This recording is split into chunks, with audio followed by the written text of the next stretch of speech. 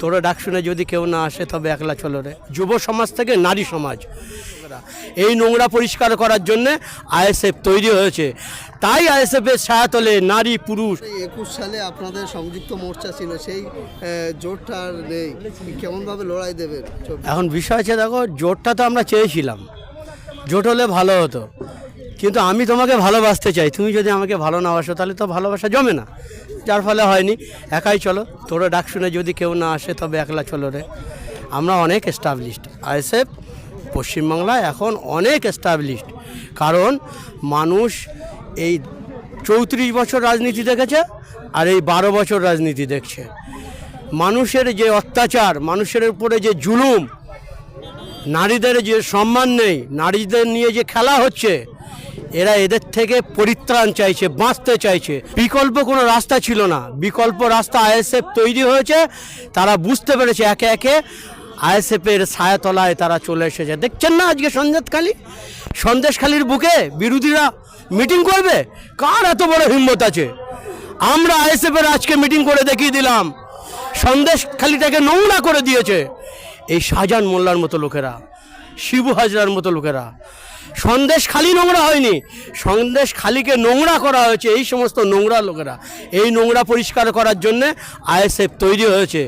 তাই আইএসএফের ছায়াতলে নারী পুরুষ একসাথে। দেখলেন না আজকে মাঠে এত বাধা বিপত্তি থেকেও মাঠ ভর্তি হয়ে গেছে, মানুষ আইএসএফের ছায়াতলে এসেছে।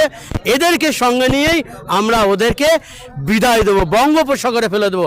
আবার একটা সুস্থ সমাজ এই সন্দেশখালি তৈরি হবে, এই সন্দেশখালি বাংলার পথ দেখাবে, এটা আপনারা দেখে নেবেন। আপনারা বসিরহাট লোকসভার মধ্যে বিভিন্ন জায়গায় ঘোরেন এবং দেখেন, এবং হাজি নুরুল এখানকার তৃণমূল কংগ্রেস প্রার্থী আছে, রেখা পাত্র বিজেপির প্রার্থী আছে, এবার আরও যারা আছে শরিকদল তারা আছে, কাদেরকে বেশি ইমেজ দেখছেন? মানুষ কাকে দেখুন, ভোট একটা গণতান্ত্রিক অধিকার, ভোটটা ছেলে খেলা নয়। আমি যে একটা ভোট দেব, এই ভোটের পিছনে অনেক কারণ থাকে। ভোট দিয়ে আসলাম মিটে গেল নয়, ওই ভোটটা দেব কাকে? এই লোকসভার ভোট, এই লোকসভা আমরা ভোট দিয়ে একটা প্রার্থী নিযুক্ত করে ভোট দিয়ে তাকে পার্লামেন্টে পাঠাবো। পার্লামেন্টে কি হয়? আইন তৈরি হয়। তাহলে সেই আইন তৈরি হয়, আমি যাকে পাঠাবো তার মধ্যে কিছু তো থাকতে হবে, এডুকেশন থাকতে হবে, তবেই তো সেকে ফেস করবে।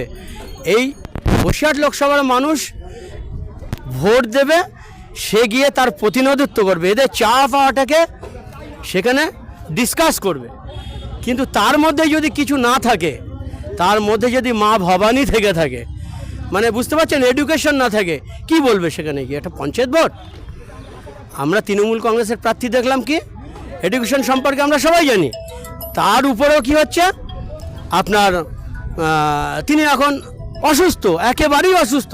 আমি তার সুস্থতা কামনা করি, কিন্তু আমি একটা অসুস্থ মানুষকে ভোট দিয়ে সে আমার প্রতিনিধিত্ব করতে পারবে না, মানুষ তাকে ভোট দেবে, ভোটটা তো বিফলে যাবে।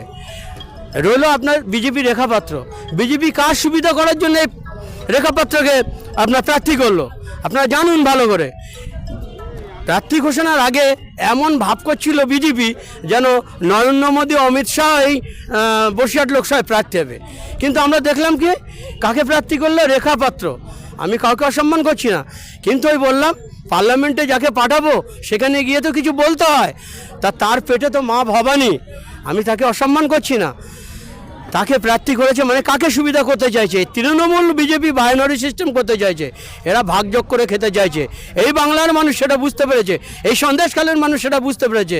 তাই তো আজকে এই এদের রক্তচক্ষুকে উপেক্ষা করে আজকে যে বিরোধীরা এই মাঠে প্রোগ্রাম করতে পারতো না, আইএসএফ সেই প্রোগ্রাম করেছে। সেই প্রোগ্রামকে এই বসিরহাটের লোকসভার বাসিন্দারা সাকসেস করেছে। আমরা এদেরকেই সঙ্গে নিয়ে আমাদের যে মনোনীত প্রার্থী আইএসএফের আক্তার রহমান বিশ্বাস ভাইকে আগামী দিনে পার্লামেন্টে পাঠাবো। তিনি আমাদের এই বসিরহাটবাসীর কথা তুলে ধরবেন, এটা আপনারা জেনে রাখবেন। মানুষ আমাদের সঙ্গে আছে, মানুষ আমাদের পাশে আছে, ওদের সঙ্গে পুলিশ আছে। ওদের মিটিংয়ে জোর করে যেতে হয়, কাদের নিয়ে যায় ওরা? টোটোওয়ালা, অটোওয়ালা, স্বনির্ভর গোষ্ঠী, স্বাস্থ্যকর্মী যারা আছে তাদেরকে যেতে হবে।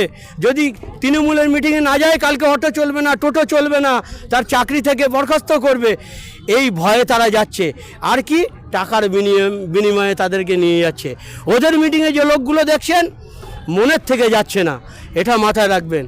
ভয়ে সংকুচিত হয়ে যাচ্ছে, নাহলে ঘর দেবে না, ঘরের টাকা অর্ধেক হয়ে রয়েছে, বাকি টাকা দেবে না, এই ভয়ে তারা এইভাবে লোক নিয়ে লোক দেখাচ্ছে। আর বিরোধীদের যে মিটিংয়ে লোকগুলো দেখতে পাচ্ছেন, ওগুলো গাঁঠের পয়সা খরচা করে এই রৌদ্রকে উপেক্ষা করে, তাপ প্রবাহকে উপেক্ষা করে এই মিটিংয়ে হাজির হচ্ছে। এই ভোটগুলো সলিড ভোট, ওই ভোটগুলো সলিড নয়, এটা আপনারাও নিশ্চয়ই বুঝতে পারছেন। শাহজাহানের ভাই একেবারে শেখ সিরাজ, তাকে আবার লোক আউট ইডি নোটিশ করেছে। করবে তো, লাইনে এখন অনেক মানুষ আছে। একটা জিনিস দেখেন, এদিকে কেজরিওয়াল অ্যারেস্ট হচ্ছে, একটা মুখ্যমন্ত্রী, কেজরিওয়াল অ্যারেস্ট হচ্ছে, একটা মুখ্যমন্ত্রী, আরও তাবর তাবর নেতারা অ্যারেস্ট হচ্ছে। আর ভাইপো কি এমন লাঠের মাঠ?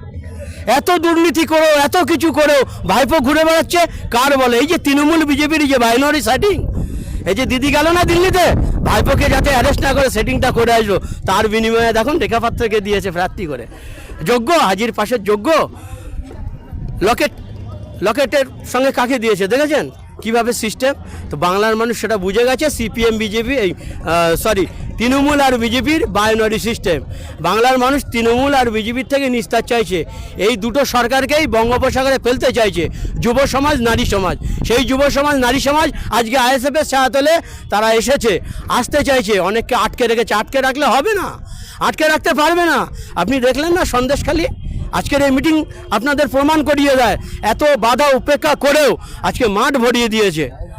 আগামী দিনে এদেরকে এই তৃণমূল বিজেপিকে উৎখাত করে বঙ্গোপসাগরে পাঠিয়ে আমাদের বসিরহাট লোকসভা থেকে আখতার রহমান বিশ্বাস, আইএসএফের মনোনীত প্রার্থী, নওশাদ সিদ্দিকী ভাইয়ের মনোনীত প্রার্থী, আব্বাস ভাইয়ের মনোনীত প্রার্থী, একে আমার পার্লামেন্টে পাঠাবো এবং ইনি আমাদের বসিরহাটবাসীর সুখ দুঃখের কথা বলবেন। বসিরহাটবাসী আবার শান্তি পাবে, আবার শান্তি খুঁজে পাবে। সর্বশেষ প্রশ্ন, একেবারে নওশাদ সিদ্দিকী আসলেন এবং মাতিয়ে দিলেন সন্দেশখালী সর্বরিয়া, তিনি আবার 1 লাখ ভোটের ব্যবধানে সন্দেশখালী জিততে চাইলেন এবং আপনাদেরকে মানে সেটা জেতানোর জন্য অবদান দিলেন, কি বলবেন? অবশ্যই আমরা রাত দিন মানে পরিশ্রম করে চলেছি, প্রত্যেকটা কর্মী আমাদের। আর প্রত্যেকটাই দেখতে পাচ্ছেন 100 লোক থেকে তো 80টা যুবকরা যে কাজে এগিয়ে থাকবে সে কাজ সাকসেসফুল হতে বাধ্য, ইতিহাস সাক্ষী। আমরা প্রত্যেকটা মুহূর্তে আমরা এই বাংলা নিয়ে ভাবছি। বাংলায় যে অরাজকতা সৃষ্টি হয়েছে, আজকে নওশাদ সিদ্দিকী তিনি তো ঠান্ডা ঘরে বসে থাকলে লাখ লাখ টাকা ইনকাম, কেউ তো বলতে পারছে না যে ইনকাম করার জন্য সে যে ফ্যামিলির থেকে বিলং করেছে ওদের অবস্থা কম বেশি খারাপ নাকি সবাই আমরা জানি, কিন্তু তিনি বসে থাকলে লাখ লাখ টাকা ইনকাম। আজকে সেই ঠান্ডা ঘর ছেড়ে বাংলার মানুষের উপর যে অত্যাচার, বাংলার মানুষের নিপীড়িত, নির্যাতিত, অত্যাচারিত মায়েদের সম্মান নেই, যেখানে মুখ্যমন্ত্রী একটা মহিলা, সেই মহিলাদের সম্মান নেই। এই সমস্ত অরাজকতা দেখে আজকে তাঁরা থাকতে পারলেন না, তাঁরা স্বাধীনতা সংগ্রামী, তাই বুঝেছে বাংলা আজকে অধঃপতনে চলে যাচ্ছে।